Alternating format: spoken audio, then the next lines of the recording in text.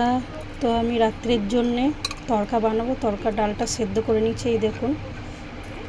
আর এদিকে একটা ছোট টমেটো, দুটো কাঁচা লঙ্কা, আদা রসুন আর দুটো পেঁয়াজ কুচিয়ে নিয়েছি। চলুন এবার রান্নাটা করে দেখাবো আপনাদের। কড়াই গরম করে নিচ্ছি বন্ধুরা।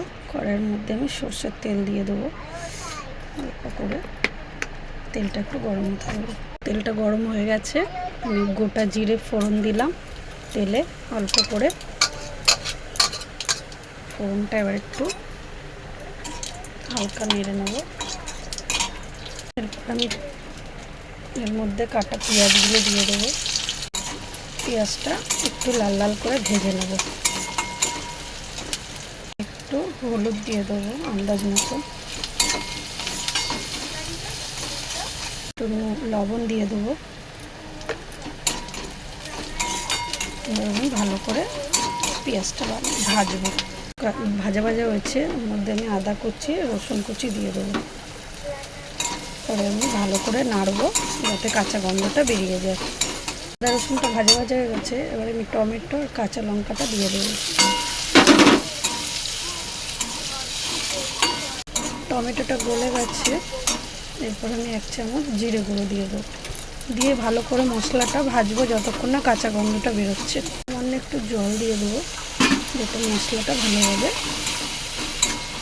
একটু গ্রেভি টাইপের হয়, ভাজা হয়ে যায়। একটু কাশ্মীরি লঙ্কা গুঁড়ো দেবো। বন্ধুরা, ঝালের জন্য কাঁচা লঙ্কা দিয়েছি আমি, কালারের জন্য একটু কাশ্মীরি লঙ্কা দিয়ে ভালো করে মশলাটাকে কষাবো। সামান্য একটু চিনি দেবো, আপনারা না চাইলে না দেবেন, একটু মিষ্টি মিষ্টি ভালোই লাগে।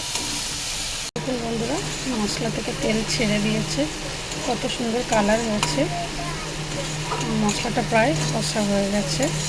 এরপর আমি সেদ্ধ করা ডালটা এই মশলার মধ্যে ঢেলে দেবো।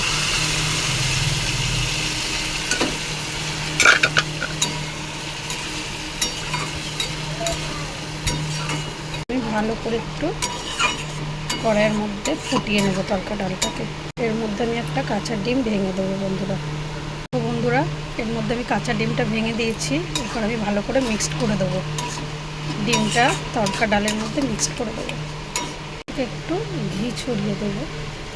তো বন্ধুরা, আমার তড়কা রেডি। এই দেখুন কত সুন্দর গ্রেভি হয়েছে।